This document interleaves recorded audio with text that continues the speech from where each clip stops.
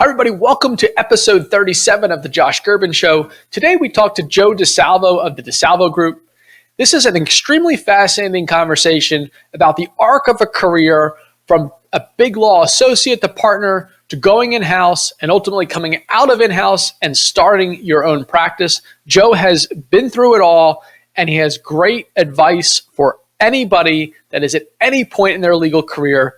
I love this conversation. I hope you do as well. Let's get into it.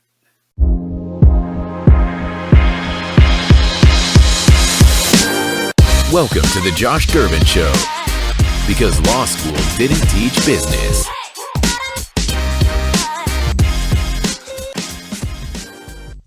Well, Joe, welcome to the show, and thank you so much for joining us today.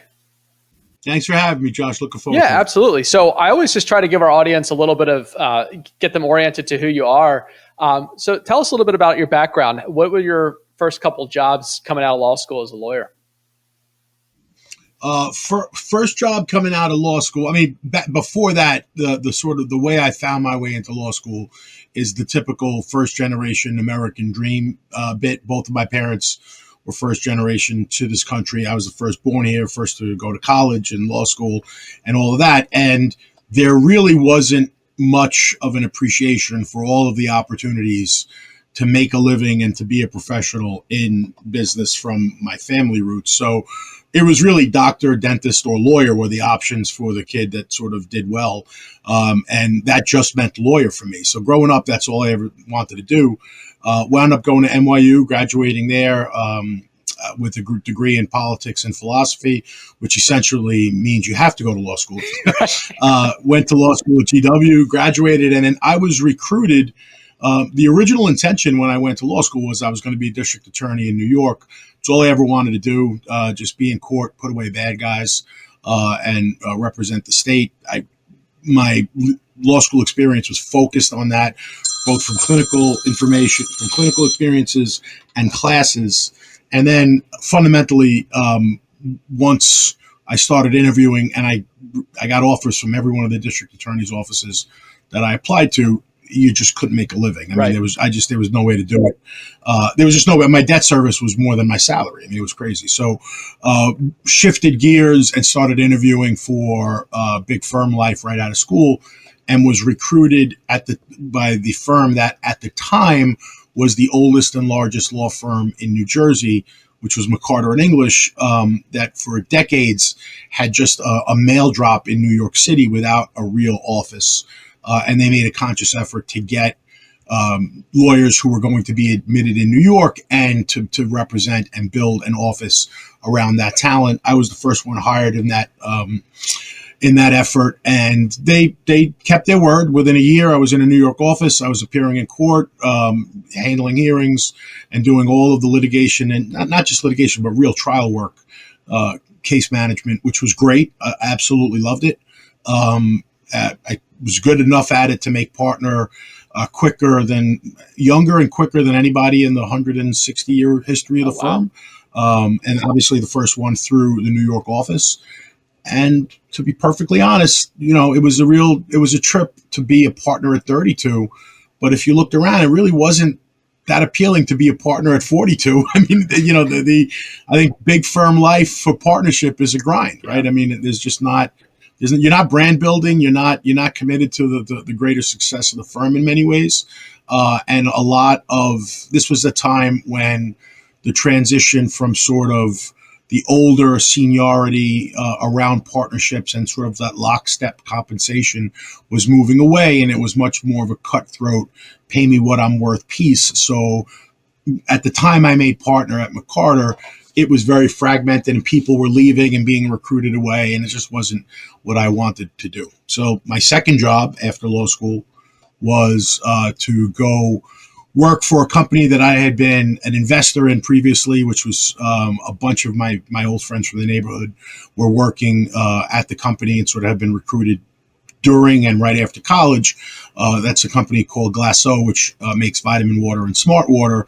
And in 2006, within a year of making partner, I resigned my partnership and became the first general counsel for vitamin water, which obviously was a great way to make a living, hanging out with a bunch of friends who had built this business at the time, probably a couple $100 million worth of sales, and really needed help managing their legal exposure, their risk management, their contract administration, all of the stuff that an in-house GC needs to do and figure out how to manage. I sort of walked into that and built that function of the business around a really healthy brand and a really healthy company with a lot of momentum in the right direction. Oh, that's amazing. So you're the youngest partner at McCarter English, and maybe the youngest partner to walk away from the partnership as well, right? I mean, that's... Yeah, I would think so. Right. I mean, I didn't make it a year, but you walk into an opportunity where my friends were trying to get me to come over there for years. And the response always was, I don't want to walk away from a partnership track so that you and I can play, we can play darts and drink coffee and hang out, which probably cost me a fortune. But, making partner was important to me. I wanted to cross it off. I wanted to achieve it because that was the end game of a route that I had picked earlier on. And it was clearly, you're at this sort of blue blood white shoe firm in New Jersey. There's no connections. There's no nepotism. There's no help.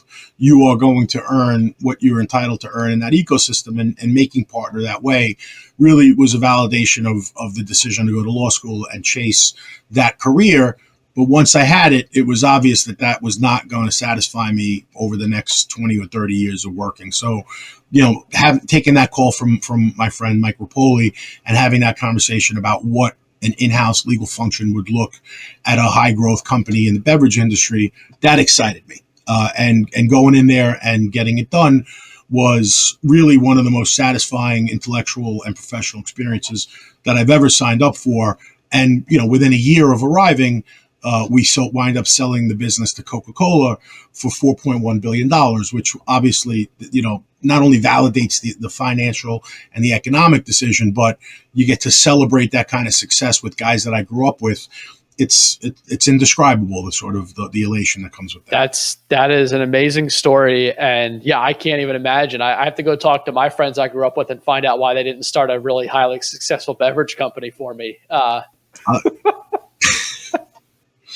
It only takes one. Right, yeah, that's amazing. I love that story. I also love it because I had, when I was in law school, I sort of had the same sort of chip on my shoulder. Like I wanted to go to Biglaw and I wanted to make partner and I wanted to do these things. And when I started to get down that path a little bit, and I realized, and I watched I walked into a partner's office. I remember one time at White and Case, and I was there for a semester, and he just didn't seem happy. And he had everything. He had the corner office. He had everything that you would, the view, everything you would think that you would get. And you're like, wait, I'm just coming into this sterile environment every day, sitting in this office, looking out this window, and that's my life. And that was something I realized, at a certain point I didn't want either. And yeah, it's interesting how I think as you go through those motions as a young lawyer, you start to realize, oh, maybe this, big law firm track isn't for everybody, or, this track I thought I was going to be on. Like you said, you had multiple pivots. You had the DA's office you thought you were going to work for, and then big law. And next thing you know, you're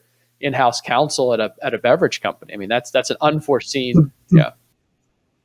Well, we'll get to the fact that what I love most now is teaching at NYU. Yeah. But what I tell my students all the time is, there's this great philosophical saying that you live your life forward, but you only understand it looking back. Yeah. And I think that applies to your career.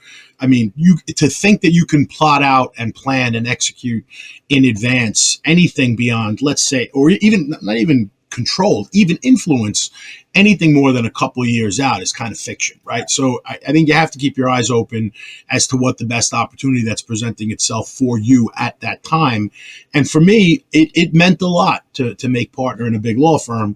It also meant a lot to be able to say, that's not what I want to do. I mean, so you can only base that decision on experience.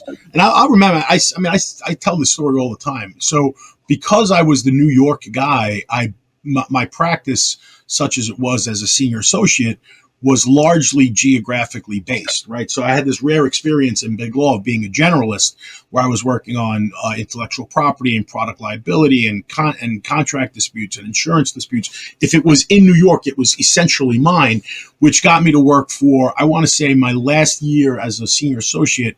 I worked for 14 or 15 different partners who were sending me these cases and these clients, which was great.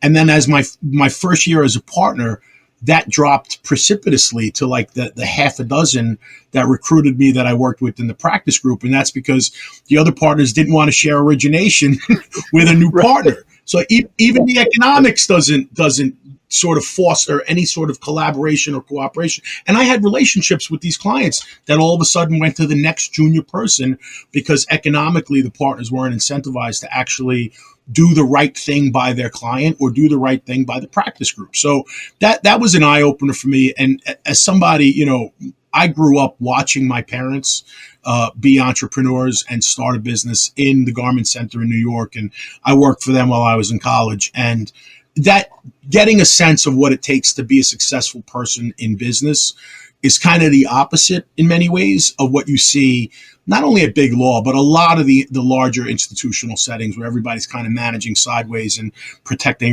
their own little fiefdom. My deal is, what's the objective? Everybody roll up their sleeves and let's get it done. And I didn't get that sense from the partnership at a big place. Whereas as soon as you get dropped into an entrepreneurial setting, aside from the fact that there are 10 guys that I grew up with, there were 400 employees and everybody bought into that culture. That's how you build a $4 billion business, which is everybody's ready to run through walls for the cause and understands what's necessary to get it done. That got me excited and kept me excited. And it's kind of why I still show up and do what I do now. But it was a great transition, and it just allowed me to put into play professionally everything that I had experienced up to that point. No, that's amazing. And I certainly have felt that too. When you get into these large institutions, there's not that fire in everybody's belly, and it makes a big difference, on a day in and day out basis. So let's talk about you're part of this large beverage company that gets sold.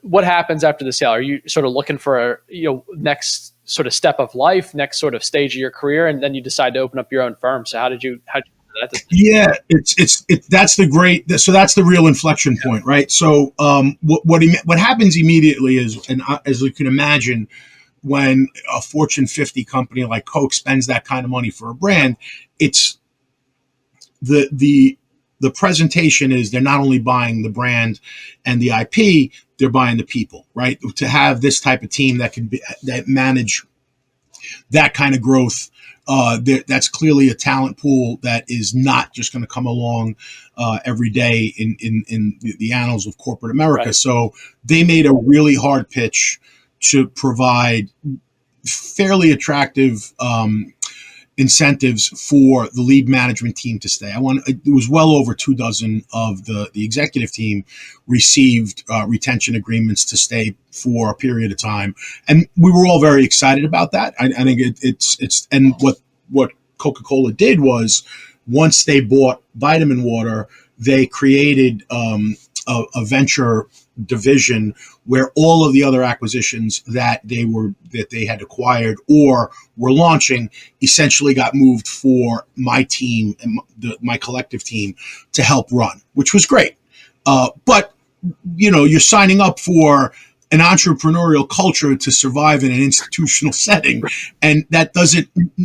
Not only does that not always necessarily work, I would actually suggest that necessarily cannot work if they are tethered to each other, right? Because any disparity between how things are handled in the mothership and how things are handled in the trenches creates risk. And that's probably the appropriate view of the world, even though it's exciting to think about doing the sort of entrepreneurial guerrilla tactics around marketing and sales and merchandising and growth.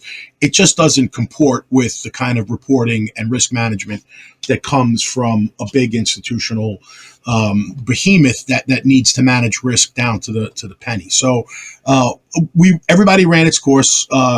We all met with the retention agreements. Well, I should say most of us did. And then I started thinking about what I really wanted to do for the next chapter. And what occurred to me was this entrepreneurial world in which value gets created very quickly and you sort of need to be ready to pivot from being the innovator and the disruptor in a category to being an attractive target for a strategic. In my experience, there was not really a model for legal services that lent itself well to those types of enterprises, right? Because most high growth companies, they look at legal services as a loss center. Every time the phone rings, the clock ticks, and they're writing these checks out. And, because of that, a lot of lawyers for high growth companies wind up putting out fires and trying to solve these problems that probably were avoidable, right? So my thinking was, and I luckily had good relationships with the institutional investors that had invested in Vitamin Water.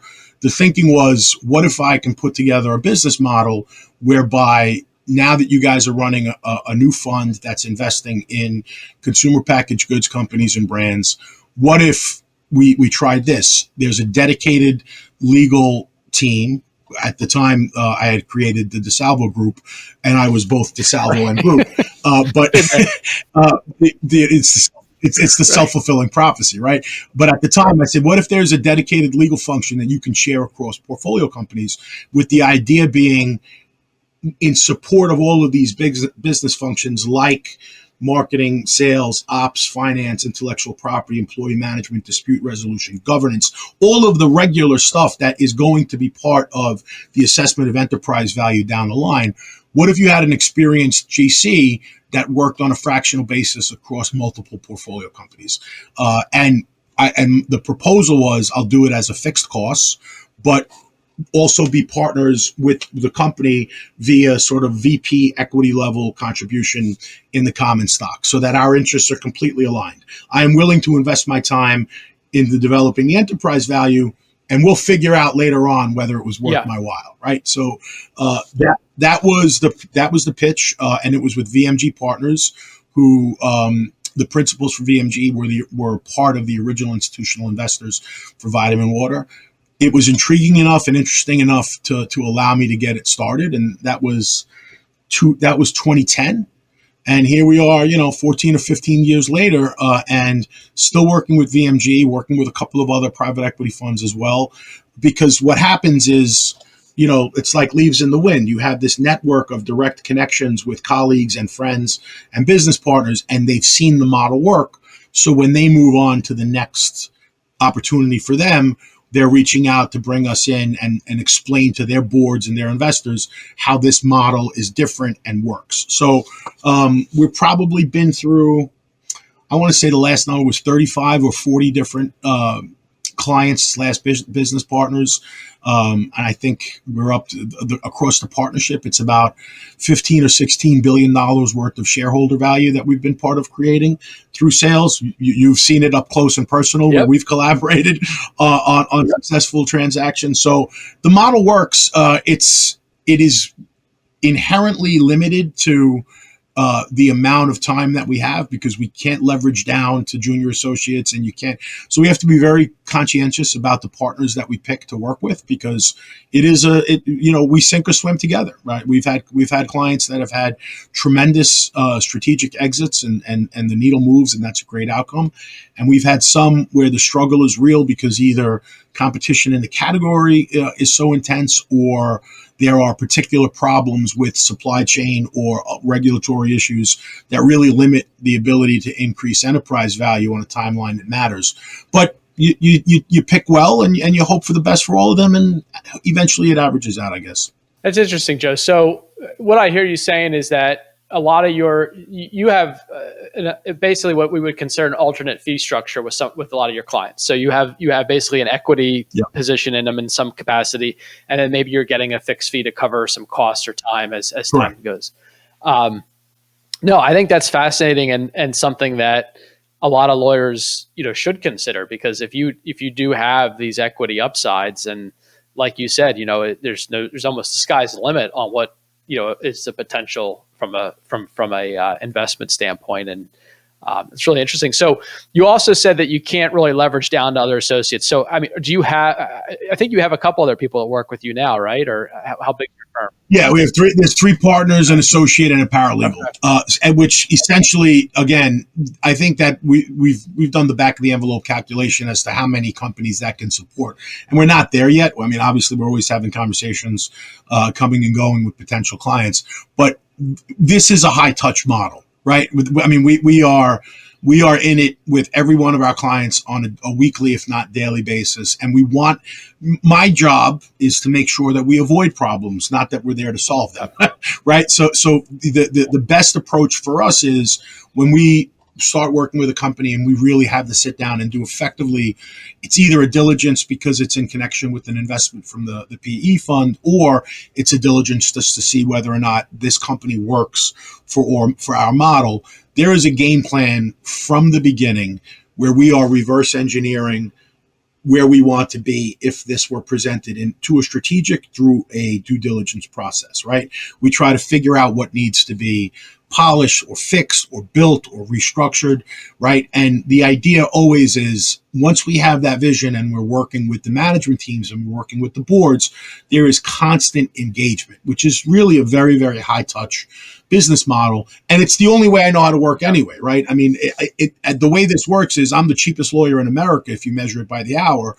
But if I actually billed by the hour, I'd probably be the most expensive lawyer in America because we just don't stop churning on what needs to get done, which I find to be a more satisfying way to work and a process that generates better final work product for the client rather than, a traditional model where you're doing general corporate work for a company. Typically it's a vertical structure, right? There's senior partner, junior partner, and an associate. That doesn't work with a company where $50,000 is a full-time salesperson in the field, right? So we would rather have that be there because that adds a lot of value, where what we're trying to do is add value on the back end in terms of enterprise value. Hey everyone, I hope you're enjoying today's episode of The Josh Gerben Show. This show is brought to you by none other than Gerben IP. Gerben IP is a trademark, copyright, and patent firm based out of Washington, D.C. We've been in business for more than 16 years and work with clients from all over the United States and the world.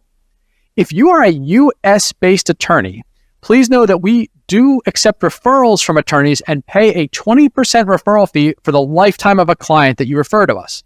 We work really well with firms that don't do IP work, but need to plug in someone that does for their clients, especially someone that's not going to do the other work that you're already doing.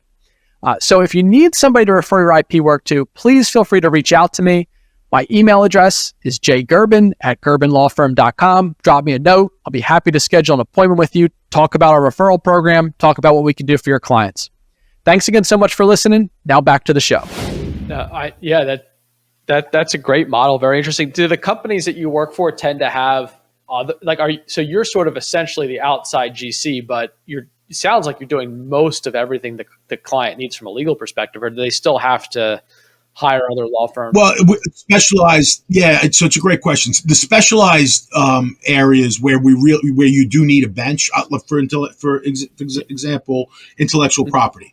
We are not built to manage the portfolio, but my team has helped guide, again, billions of dollars worth of shareholder value tied to intellectual property. Sure. So I will partner with a firm with a firm like Gerben Perot, and we will say, listen, this is the strategy we need. And you and I have this conversation. I think we're lockstep in what the vision needs to be. Here's what we need domestically. Here's what we need internationally. Here's what we need from a brand protection standpoint. And that is part of the philosophy and the strategy that we're implementing to create and protect brand value. So I would never bring that in-house, because if you flat feed that in a way with all the other services, we would never have time. There would just never be time to focus in on the end game. So intellectual property, employment relations, we typically have an expert also there, because it's so state specific that it's impossible to stay on top of it. From a governance standpoint, I normally like to have outside counsel, just because I always want a neutral, where if I have an association with some entity that is also an investor, I just think it's better corporate hygiene to have separate counsel there so that there's no issue, and everybody sort of understands that. But if you think about the 8 areas that I sort of went through before, we're the first phone call. So on ops, finance, sales, marketing, IP, employee relations, dispute resolution, and corporate governance, I want my team to get that first call, and either we're handling it in our office on our desk, or we're bringing in the appropriate folks to have good corporate hygiene and to have the right structure and the right degree of expertise around the particular issue. And you know how you know how it works.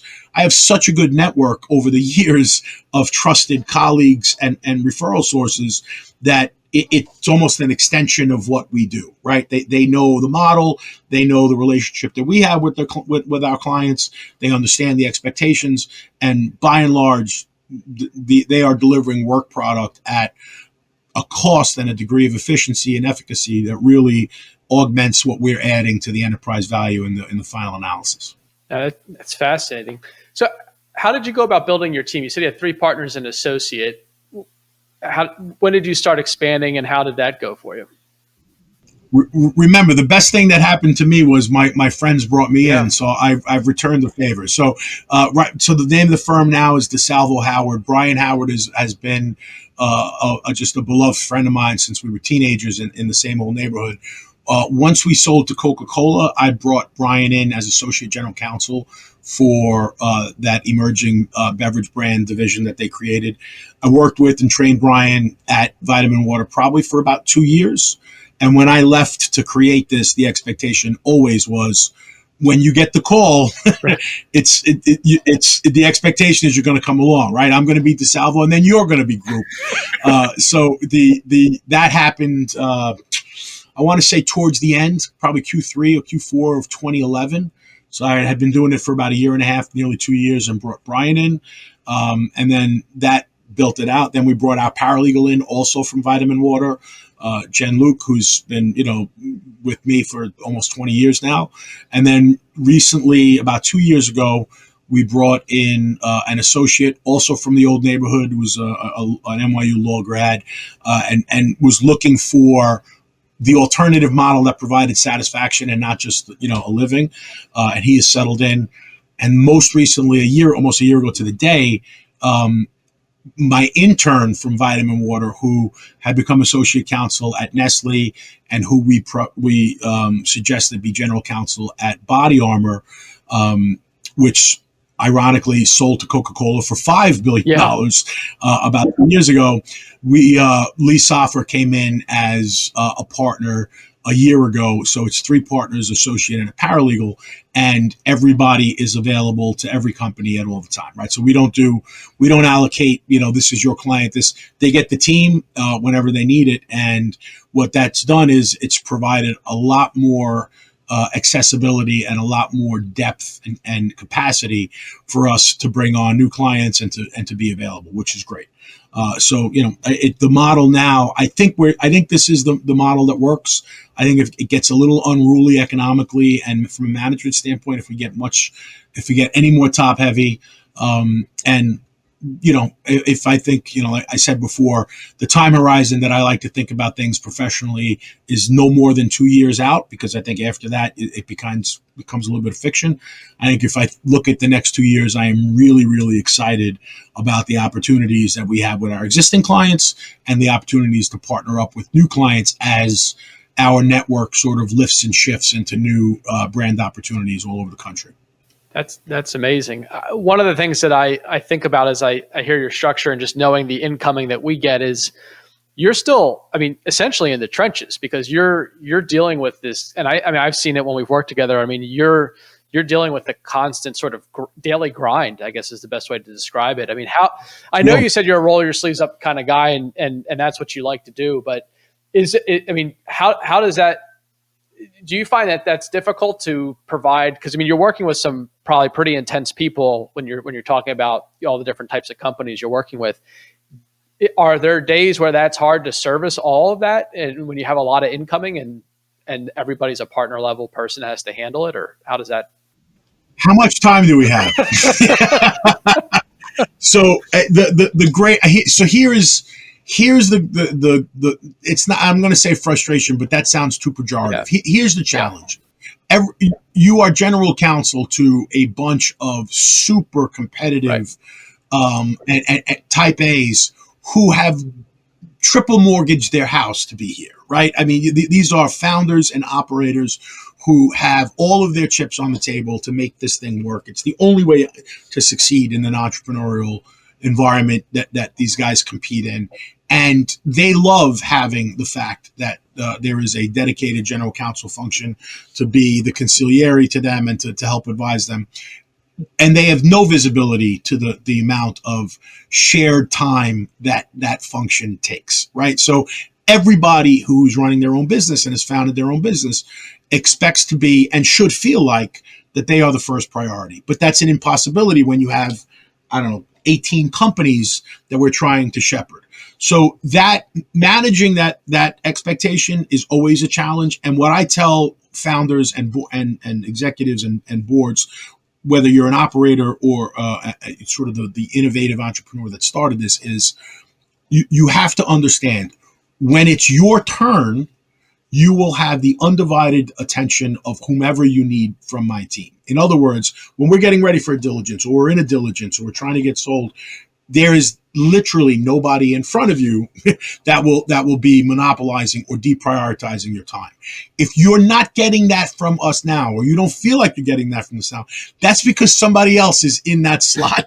And you can't tell them what's going on and who's in the market, but I think they get the sense and they appreciate that level of honesty. And to your point, which is insightful, I still show up and I'm in the trenches and we're on calls two times a week and all of that for the reason that I started this, which is most small middle market companies, when they're going through a strategic exit or either an exit to a strategic or a larger financial, in that process, it is a rarity, if not it's certainly the exception to the rule and really a very, very infrequent occurrence where there is a general counsel function that is part of the 85 conference calls and Zooms with the legal team and the internal team.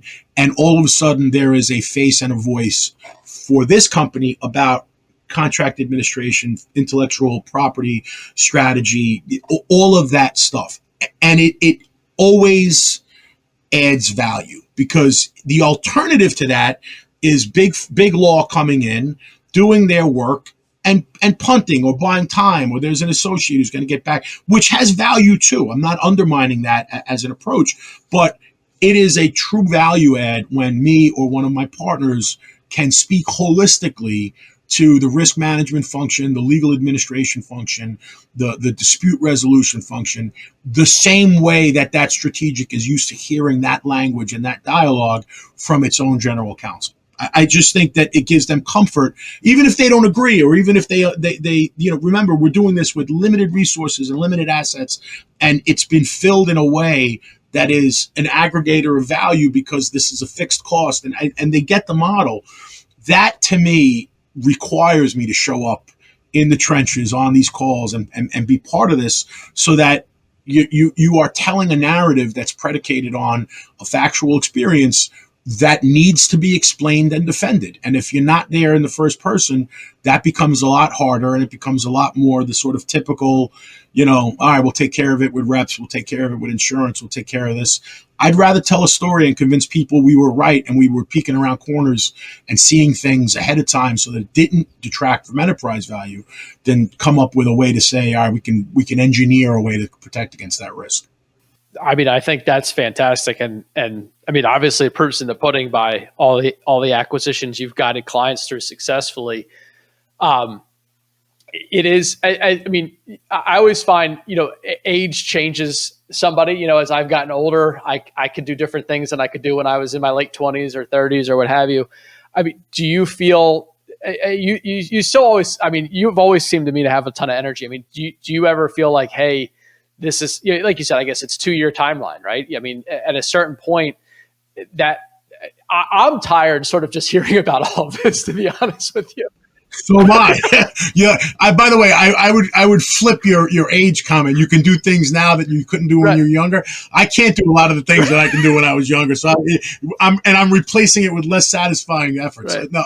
So the greatest thing that's happened to me recently, which I think has recharged my batteries, is I've started teaching at NYU, at the business school at NYU. This will be my 6th year.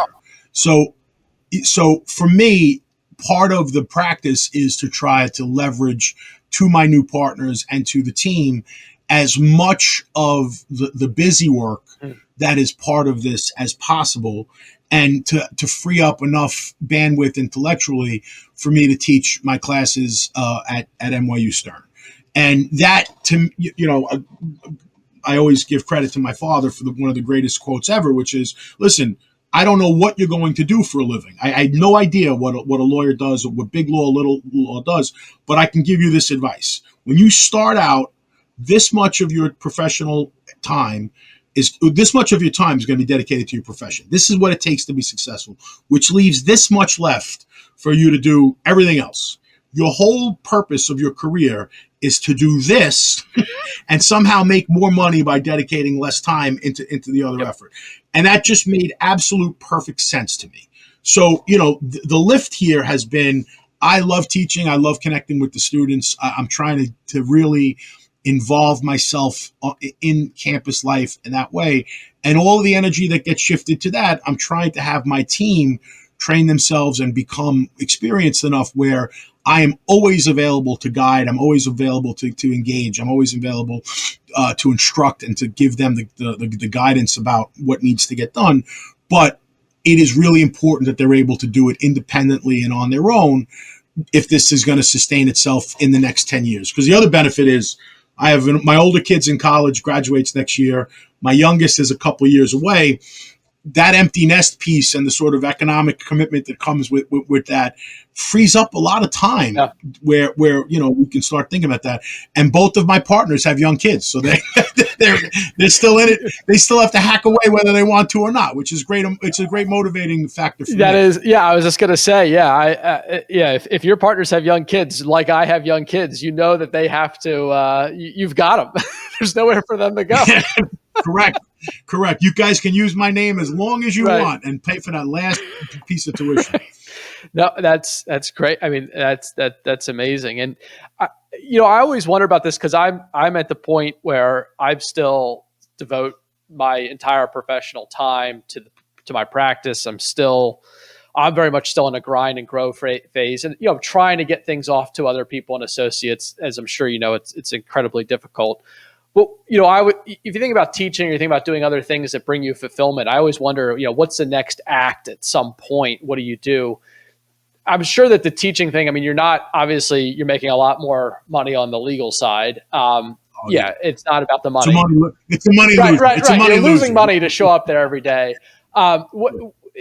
I guess I'm just curious, like, what about that is, you say it recharges your batteries. I mean, is it really, I'm just always like, I mean, I haven't ever tried to teach, but like, how does that work for you? What does that do?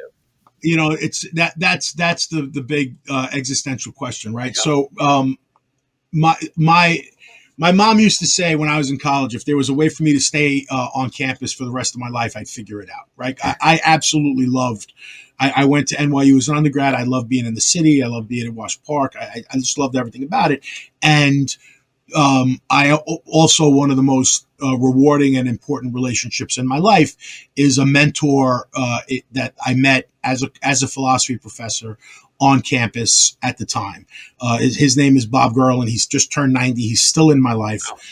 And that, seeing the impact that he had on students that were at the College of Arts and Sciences, that was not even majoring in philosophy, just looking for answers to the big questions, that made an impact on me as an impressionable, college kid, and has stuck with me for the rest of my life. And every time I get the opportunity to teach, and every time the university calls me in to either give a lecture to an honor society or take a full-time class, I'm in, because I just think that level of engagement and connection with the next generation is priceless. I mean, it's got more value than all the other stuff. Now, I'm teaching at the business school, which is a little different than philosophy students at the College of Arts and Science, right? I'm teaching essentially business ethics to seniors at the business school, which is a required class that they have to take.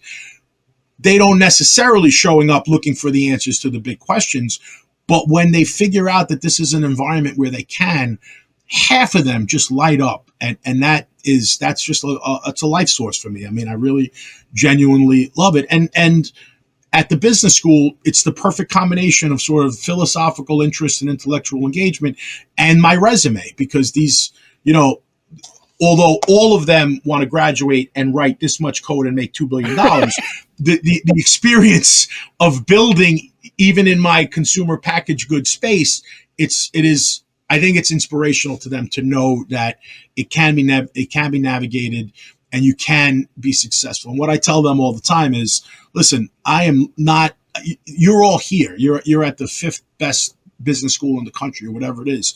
And that's wonderful. And I assume that you're all going to go out there and be, really good business people. I don't care. I'm here to make you think about being a good person who does business and not just a good business person. And that connects in a way that allows me to tap into what I studied as a philosophy major, and what they should be thinking about as they come into a really screwed up world. I mean, this is for all of the sort of discord and the crises that sort of define our social, political, community dialogue right now. They need to start thinking about who they are and what they want to do and how they can contribute to some better version of this, or else it's only going to get worse, right? I mean, the whole idea about this class that I teach is business schools have been touting all the brilliance of their graduates for 50 years. But every time there was an economic crisis or a meltdown, it was always the best graduates from the best business schools that helped engineer it. Why are they not thinking about consequences or stakeholder commitments and stakeholder obligations to people that they just can't take money from? That's a really cool question to have to answer and explore with these kids. And I absolutely love it. But to the point that I made before, it's a money loser on time. It's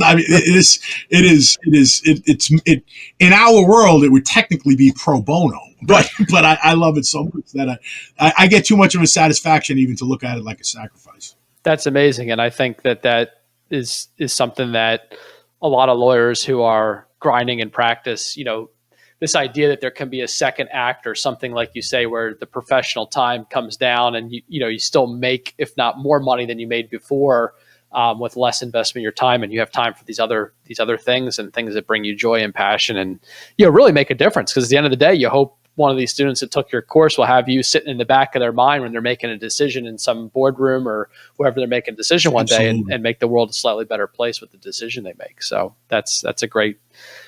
That's amazing. Nothing makes me happier than when they reach it. Nothing makes me happier than when the students reach out years after they graduated. It's wonderful.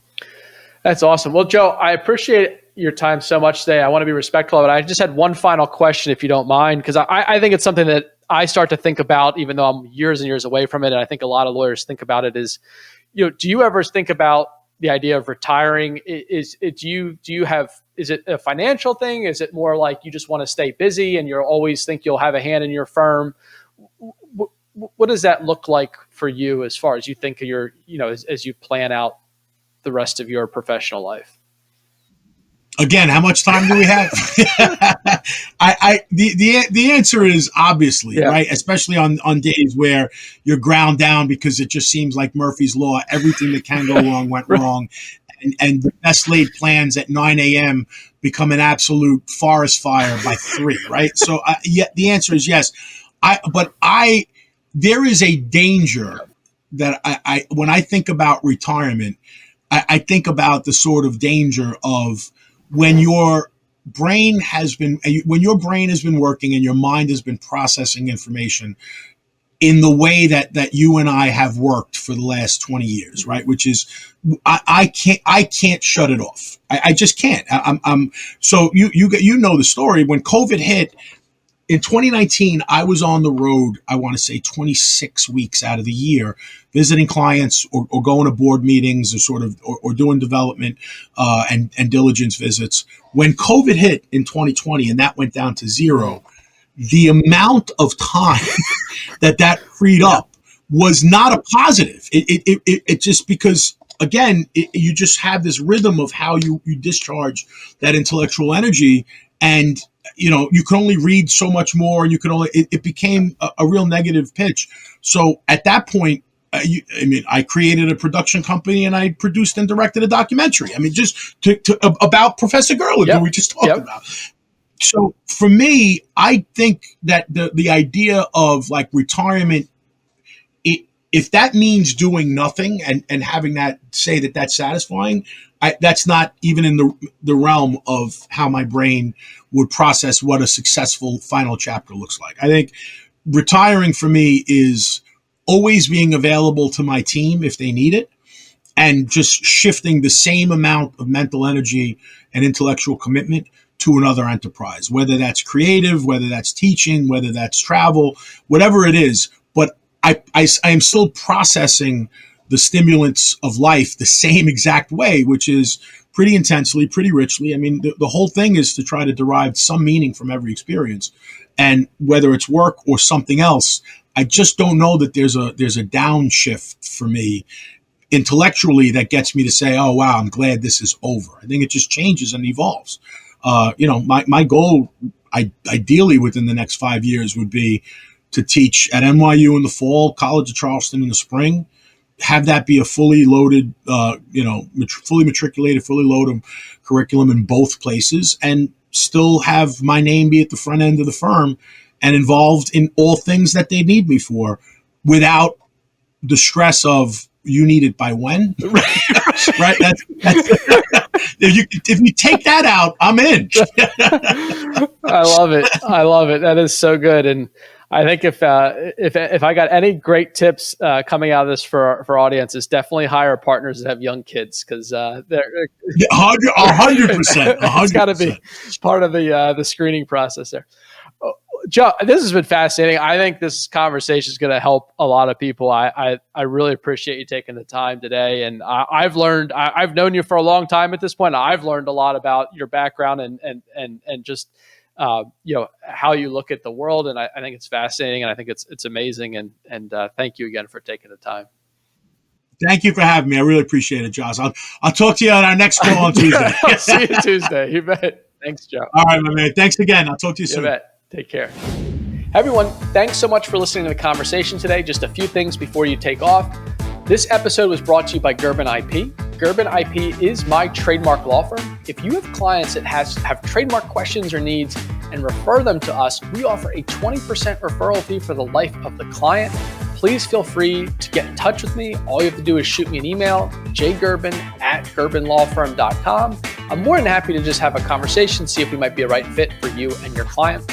Finally, to help other people find this podcast, it really helps us if you leave a rating, a review, wherever you're listening or watching. If you can take the 2 seconds to do that, that would mean the world to me.